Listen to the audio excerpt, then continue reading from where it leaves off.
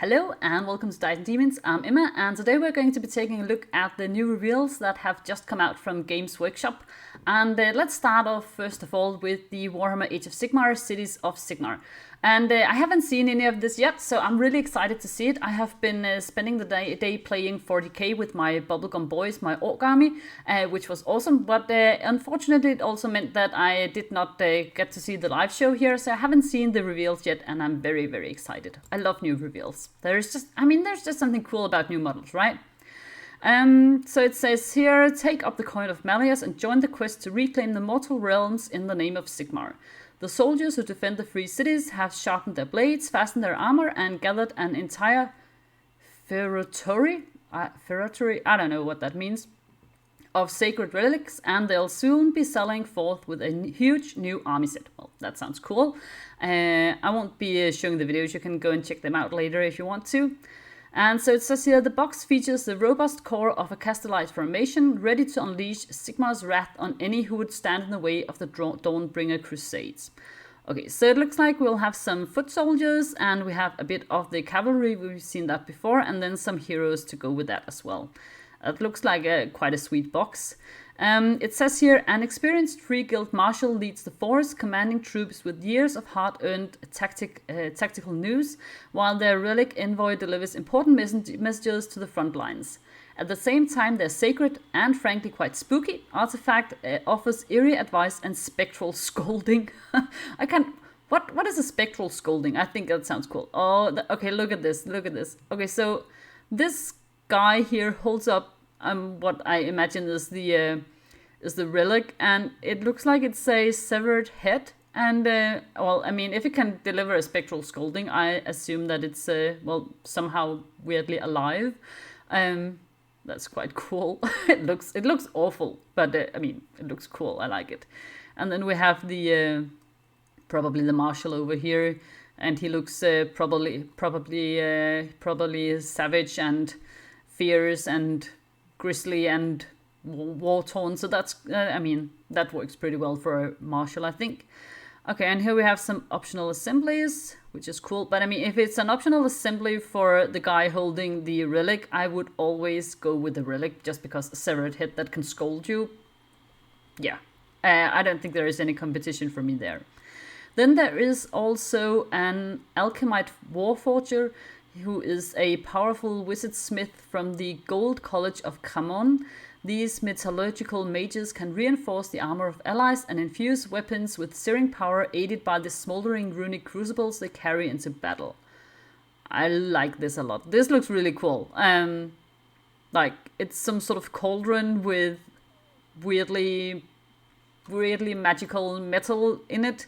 I am always all for that, and I really like the look of the leather thing he has to protect himself with here, which comes with all these scratches. It really looks like it's real worn, damaged leather, and then you have got some sort of runes here at the bottom, which also corresponds quite well with the runes, of course, on the cauldron as well. I think that looks cool.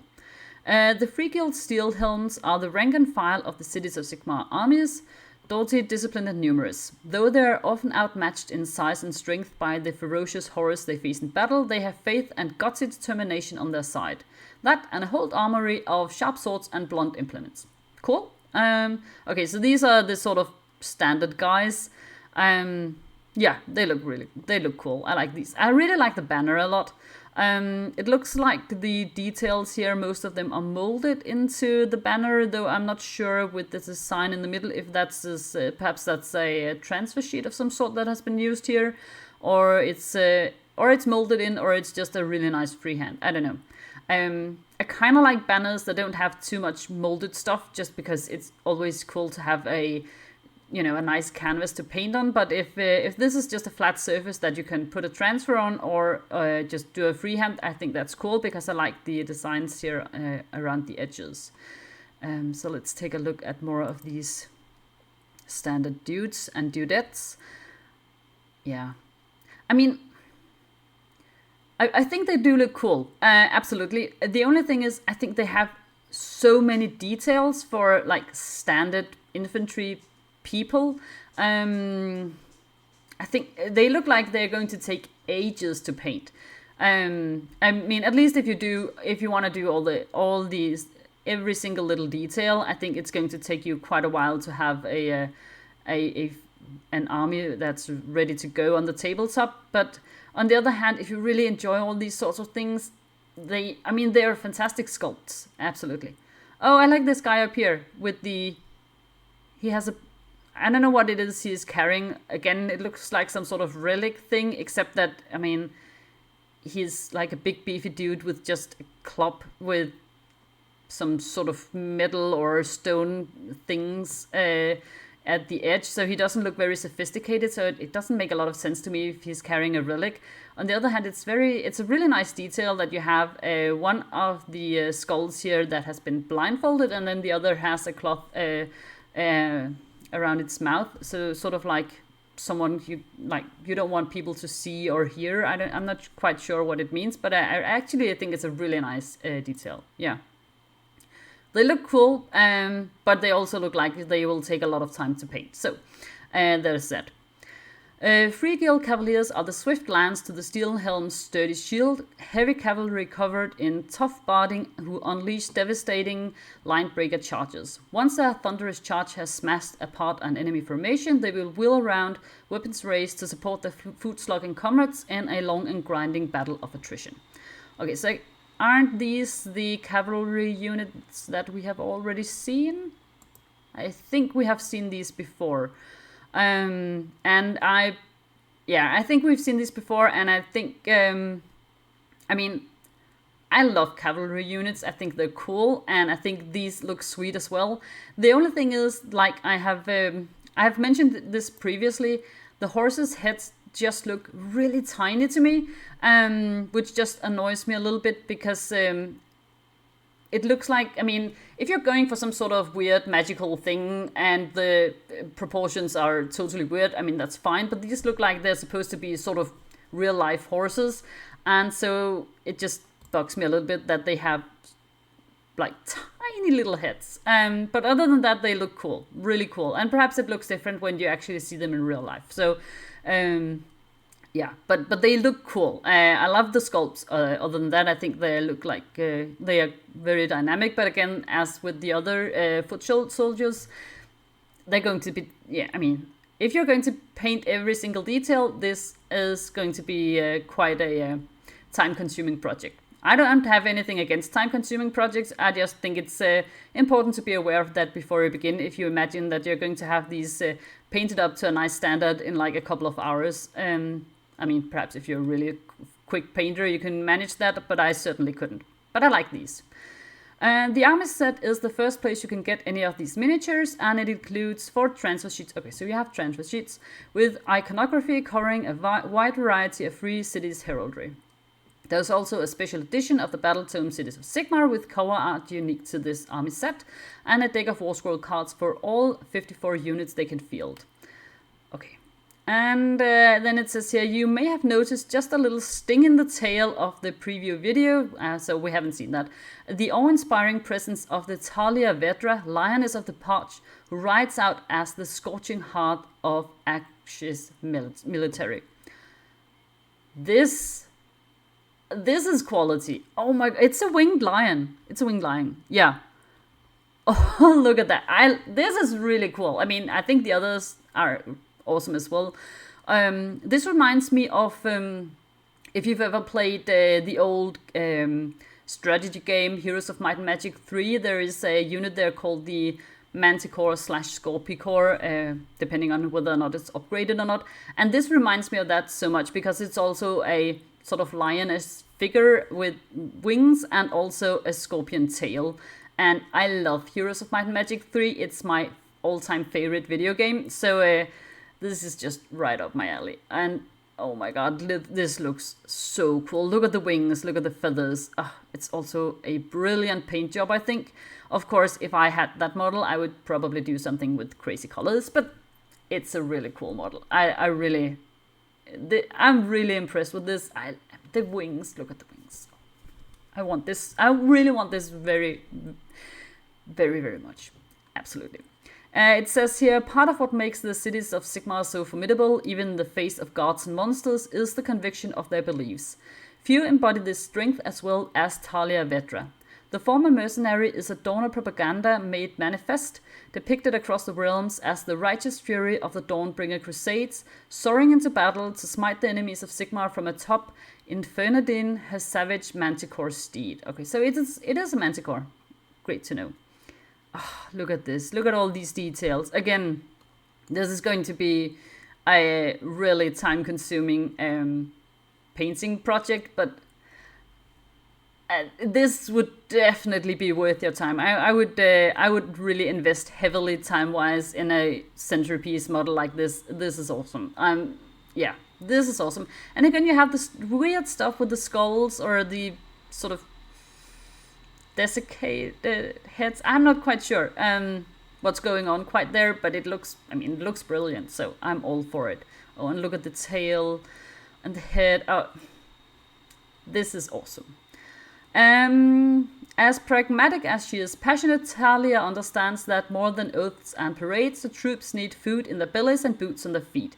It's an attitude that's inspired fierce loyalty in the rank and file and forced the Stormcast allies to tacitly overlook the first marshal's thinly veiled disdain for Azeroth busybodies. Okay. Oh, it looks so cool. It says Hammerhall's lioness wields enchanted weapons taken from high-ranking traitors she and her allies exposed and slew in her own rise to power. The Fury Sword Parch Tongue taken from the Archmage Santa Faloria, the Great Axe Justice wrested from the so-called Bloody Duke, the Heavy Mace Warmaker claimed from the corrupt treasurer Venalius, the Hammer of Seal, a trophy of the ex-pontifex of the cult's Unberogen. And if all else fails, Infernadin's Leonin Jaws and Scorpion Stinger can get the work done. I mean, it needs to have some really cool attack profiles with these, both with the lioness or the lion's head and the stinger tail as well. Awesome. Yeah. This is by far the model I'm most impressed by with the Cities of Sigmar stuff. Absolutely. But I mean, I guess that was to be expected. It is, after all, the centerpiece model. This is sweet. Very, very cool. Alright, so that was the Cities of Sigmar. Then we have stuff for the Horus Heresy. So let's take a look. And we have another video that we'll just not watch. And it says here, rather than racing out to seek glory against titanic foes, the Knight Castigator prefers to reap massed enemies that may threaten its knightly brethren through sheer weight of numbers. Its twin-link Castigor bolt cannon pulverizes infantry formations with torrents of mass reactive ammunition, and its crackling Tempest Warblade can carve up the light vehicles with a single elegant sweep, even as its pilot remains calm and focused, merged with the Castigator's stoic machine spirit. Oh, this is also really, really cool, huh? This looks awesome. So, like, looks quite fast. Look at the legs. So, very long-legged for a knight.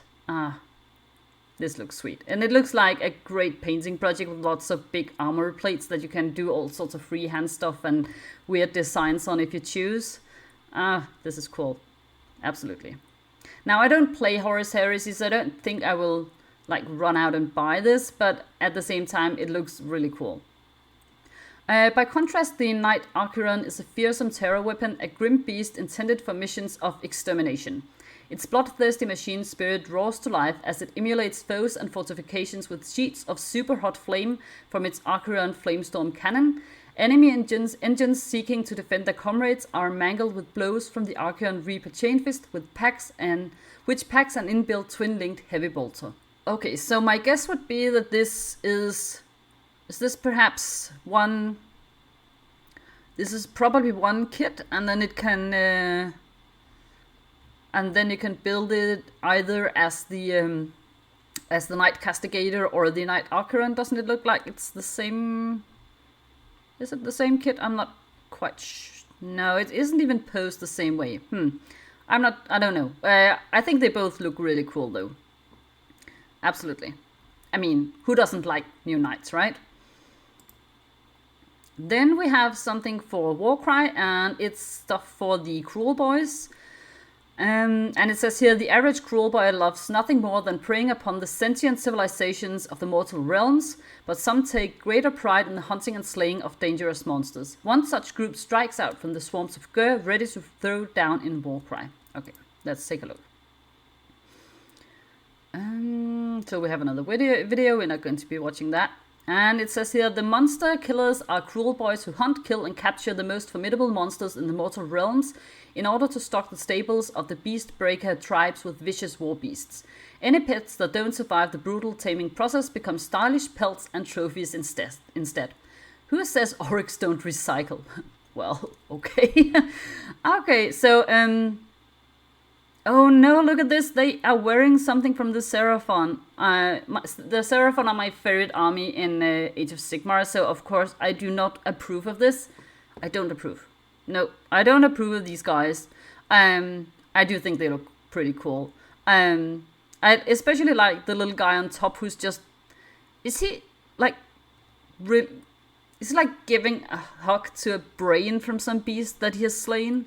It looks like he's hugging a brain, doesn't it? I hope... Oh, that would be gross. But on the other hand, I mean, they're Kruleboyz, so why not?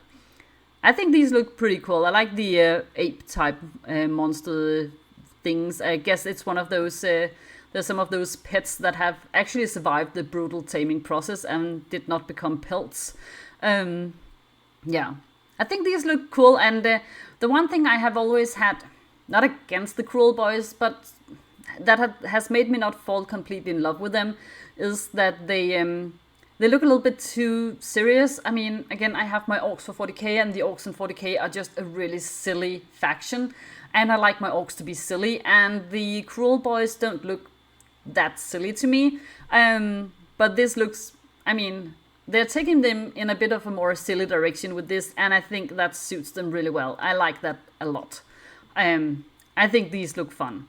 Yeah, and I like the great variety. I mean, if you buy this warband, you have just a lot of really fun stuff to paint. You have a lot of skin, you have the fur on the apes, you have the brain thing, I guess, and you have all sorts of things going on, I guess he's the leader of the warband. Yeah, you could say that he's a little bit busy. I think he's very busy, but I don't think, I mean,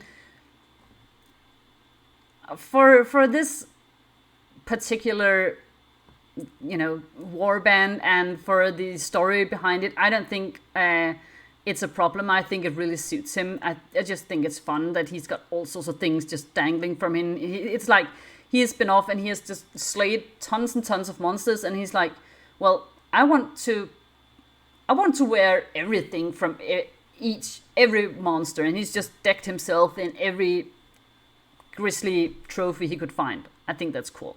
Yeah. Yeah. Oh, so we get a closer look here. Let's just see. It says here, a hoary trophy-laden beast knob leads each monster killer band, bringing years of experience, a bag of tricks, and a terrible trident. These oryx take pride in trapping their quarry alive, but know better than to take on Gur's most ornery alpha predators as fully grown adults. Instead, they plot to snatch their eggs and grab their young, stealing away with more easily tamed offspring. Such plans rely on the Kruleboyz' love of traps and duplicitous tactics as they kick off a cunning diversion while disposable clutchagrots or tamed narwhal howlers clamber into a nest and fish out eggy treasure. The rambunctious baller boys are particularly well versed at drawing attention, slamming out uneven beats, and hollering a mix of animal cries to distract and deafen monsters. Okay, so I guess he's not actually hugging a brain, it's an egg. Yeah. I'm a little bit disappointed in that. I thought it would have been so much fun if they had, you know, slain a giant monster and opened its skull and taken out its brain, and he was like, this is my trophy, I want to bring that home. That would have been a little bit more fun, but I mean, an egg makes more sense, of course. But on the other hand, I mean, if they're your models, you can paint them however you want to, and I think if I was going to paint these, I would just imagine that it was a brain and make it all slimy and say that that was his trophy. Just because I think that would be fun. Yeah. Yeah, I like these a lot. I think they're fun. Absolutely. Okay, so next up we have for Warhammer Underworlds, Skabik's Plague Pack. The tunnels beneath the Gnarlwood are infested with all kinds of vicious creatures, and the Skaven feel right at home. Now a new Gnawhole opens, disgorging a claw pack of plague-wielding fiends led by the utterly foul Skabic Plague Seeker. Okay, so let's take a look at that. Skabic's Plague Pack are a group of deceased worshippers from the clan's Pestilence, malodorous monks known for their terrifying fanaticism and poor hygiene, even amongst the fairly fated Skaven. They believe that a key ingredient to one of the 13 Great Plagues can be found in the Weird Hollow, and will stop at nothing to seize it, complete their brew, and turn great tracts of the mortal realms into a paradise of rotten mulch. That sounds lovely. I'm so excited to see new Skaven models, because I think the Skaven are...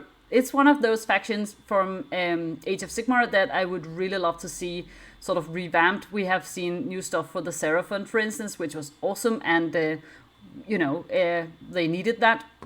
But I think the Skaven also needs it, because it's such a cool faction, but they have so many very, very old models, which is one of the things that have so far stopped me from actually just diving headfirst into a Skaven army. So let's take a look here.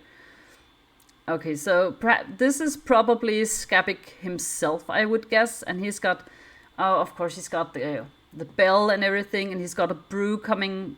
It looks sort of like a weirdly plague-like sort of incense thing, like if you've seen, like, for instance, in the Catholic Church, you can swing with, I can't remember what it's called, but you swing with it, and incense and like smoke and stuff comes out. It looks like that only for the plague, or only for the Skaven. But I mean, it also makes a little bit of sense, as they are, after all, from the clan's Pestilence, and they are monks. So if it's some quasi-religious thing, that would also make a lot of sense. And I like the little rat. Like, I mean, they're all rats, but some of them are more anthropomorphic, like this guy, than others. And this little dude over here looks more like an ordinary rat, just, well, slightly enhanced and slightly more disgusting with the boils and everything. I love this. I really think it's an awesome paint job as well. I'm curious whether or not these triangles on his sleeve, whether they are molded in, or whether they're just a really well done freehand. Either way, it looks cool. And look at the eyes. It looks like his eyes are sort of blind. Ugh. He looks like deceased somehow. Yeah, it looks... Yeah, I don't know. Something weird is going on there. Oh, and look at these. Oh, they are awesome. Look at the little guy just holding the book with the paper and more of the incense thing and more gross smoke coming out. I think it really fits the idea that these guys are trying to infest the mortal realms with their plague. So they're just swinging these things around, trying to make the smoke touch everything they are around to infect it. It looks really cool. And all the bandages and stuff. These are really sweet. I like these a lot. Yeah. Look at the knives, this guy. And look at the face on this one up here. He just looks so happy. He's having the time of his life. He's gotten these two rusty daggers, and he's in great company, and they're just, infesting stuff with plague left and right, and it's just amazing, he thinks. He looks so happy. This is a really cool warband. Yeah, absolutely. And then there are some different cards and stuff. Yeah, I don't really play Underworlds, though I do love a lot of the models, so I don't have a lot of things to say about the individual cards, but the models, they look sweet. Okay, so then we have the Warhammer the Old World Bretonnian Battle Standard Bearer. Okay, let's take a look at that. The Battle Standard Bearer is the fulcrum of any Bretonnian army, his resplendent banner a symbol of this chivalrous realm. Oh, look at this. Oh, this is really cool. Yeah, and look at the giant banner here. Again, I wonder if some of this is molded in, or if it's just like either freehand or more transfers that have been used here. Either way, it looks cool. I also think the proportions of this horse are a bit more in line with what I would expect. And it's just a very classic, very noble posture somehow. This resin miniature, okay, so it's in resin. is covered in details befitting his status as the herald of a glorious army of knights ready to make thunderous charges in the name of their liege. This battle standard bearer has been painted with the colors and heraldry of Duke Castile, the Red Hand of Brion. Okay. Awesome. And then it says here, we'll have more to show from the square-based realm of Warhammer the Old World later in the year. Head over to our hub page to see all the rest of today's... Okay, cool. So, I mean, I think it looks cool, but of course, it being resin, it detracts slightly for me, as I guess it does for quite a few other people as well. I just don't enjoy much working with resin, though it depends on the quality. Some resin is pretty cool and some is really garbage. It depends on what kind of resin it's been made from. But I think the model on its own merits, it looks really nice. Then we have, lastly, the Horus Heresy Legions Imperialis. The most apocalyptic battles of the Horus Heresy involved entire companies of infantry and squadrons of tanks, and these titanic clashes come to the tabletop in Warhammer, the Horus Heresy Legions Imperialis. Command an entire army of troops and war machines. Okay. Okay, so it's a new scale, it looks like. The Horus Heresy is a civil war setting the galaxy aflame, a titanic conflict splitting the Imperium in two and pitting the might of the entire legions, Astartes, Solar Auxilia, Knight households, and Titan legions against one another. It will create some of the biggest battles ever to have rocked the grim darkness of the far future. As these vast clashes are almost impossible to properly replicate using miniatures from the Warhammer the Horus Heresy Age of Darkness range, it's now time to fight these battles on a new scale. Okay. So how big are these guys? They look quite small, right? It says here, Warhammer the Horus Heresy Legions Imperialis is an all-new game set at the time of the Horus Heresy. While your standard 3,000 point battle of the larger scale Age of Darkness constitutes a slice of a larger engagement, Legions Imperialis is that battle in full, with dozens of tanks and hundreds of infantry striving for supremacy and advancing to the battle between the legs of knights and titans. It's battle on a new scale. The game deploys in August with a huge core set containing a massive collection of exquisite epic scale miniatures alongside a rulebook, dice, tokens, templates, and so on. Okay, so epic scale, yeah. Okay, so these are like tiny, but then on the other hand you get loads. So yeah, Warhammer has previously made several games in epic scale and will be taking a look down memory lane later this month. And this new game system is based on the best bits of previous incarnations of these epic scale games, while adding lots of cool new elements. We'll have more on that as we approach the release, but today we're talking all about the fantastic miniatures in the box. So grab a magnifying glass as we'll analyze the models you get. Okay. There are a whopping 223 miniatures in the box, split between Space Marines, Solar Auxilia, and Titans. That's 106 Space Marine infantry and walkers, 5 Space Marine tanks, 104 Solar Auxilia infantry and walkers, 6 Solar Auxilia tanks, and 2 Warhammer Titans with brand new plastic weapon options. Okay, so loads and loads of tiny little models, and you can also see the infantry come on not on their own single base, but they come, looks like in squads of 5 or something to a base. So they're really small. They're tiny, teeny tiny. Oh, I think they're quite cute. Yeah, look at these.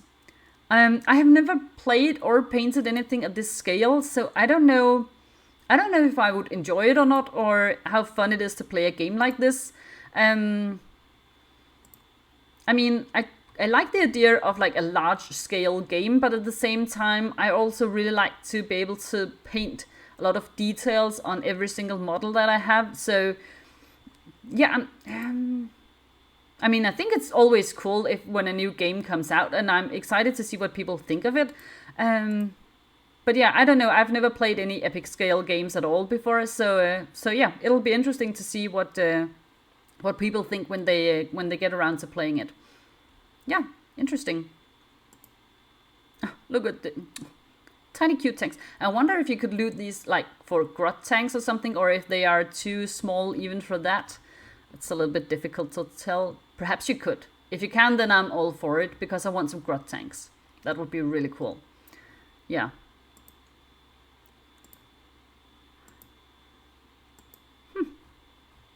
Neat. I did not see that coming. Very cool. Yeah, I think larger scale games are perhaps more of my alley, but I would definitely be willing to like paint one of these up and just see what I think. I like these though, these small warhounds. Look at the face on this one. It really looks like a tiny dog's face or something. And these also look like they're big enough that you can actually add some, you can do some fun stuff painting wise. On the other hand, like I said, I enjoy painting a lot of details on my models, but then sometimes I also do get bogged down with just the amount of painting that I have to do to get like a unit finished. Perhaps this would be a nice way to break it up a little bit and do something that, I mean, you're not going to be painting a ton of tiny details, because these are just really small models, so they just need to have like 1 or 2 colors and then perhaps a spot color somewhere, and then you're all done, and you don't have to do any more. So perhaps this would be a nice way to break that up a little bit. I don't know. I mean, I'm interested to see what people think. Absolutely. So this was the reveal. I think they have actually revealed a lot of cool stuff. I love the Skaven warband. That was really cool. But I will have to say that the star of the show for me today, I mean, okay, to be fair, I really like the scolding, the spectral scolding that you could get from this head here. I think, I mean, I have no idea how it works in game, but it's such a nice idea.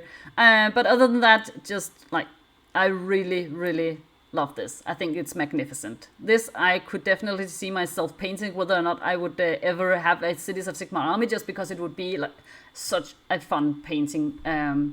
Yeah, such a fun model just to paint and experiment with, and with the wings and the, you know, there's so many textures to work with. That would just be so much fun. So yeah, that was what Games Workshop showed off today, and of course I'm interested to see what you guys think. Are there stuff that you really like, really dislike, something that you know you're going to be picking up? Let me know in the comments, and yeah, we can have a little discussion about what we think there.